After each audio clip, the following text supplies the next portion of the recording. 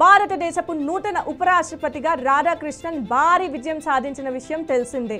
దీంతో పలువురు ఆయన రాజకీయ నేపథ్యంపై ఇంటర్నెట్లో తెగ సర్చ్ చేస్తున్నారు. ఇక విషయంలోకి వెళ్తే సిపి రాధాకృష్ణన్ పూర్తి పేరు చంద్రాపురం పొన్నుస్వామి రాధాకృష్ణన్.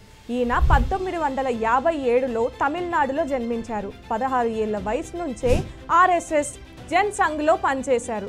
1998, 1999లో కోయంబత్తూర్ బీజేపీ నుంచి తొలిసారిగా ఎంపీగా గెలిచారు.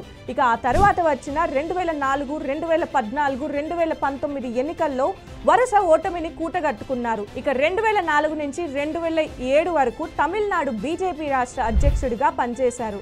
2023లో జార్ఖండ్ గవర్నర్ అయ్యారు. ఆ తర్వాత 2024లో తెలంగాణ గవర్నర్ తమిళిసై సౌందరరాజన్ రాజీనామాతో తెలంగాణ గవర్నర్గా, పుదుచ్చేరి లెఫ్టినెంట్ గవర్నర్గా అదనపు బాధ్యతలు చేపట్టారు. 2024 జూలైలో మహారాష్ట్ర గవర్నర్గా పనిచేశారు. ఇక ఇటీవలే మాజీ ఉపరాష్ట్రపతి జగదీప్ ధన్ఖడ్ ఆకస్మిక రాజీనామాతో వైస్ ప్రెసిడెంట్ ఎన్నిక అనివార్యమైంది. ఇప్పుడు తాజాగా భారతదేశపు 2వ అత్యున్నత పదవి అయిన భారత ఉపరాష్ట్రపతిగా ఎన్నికయ్యారు.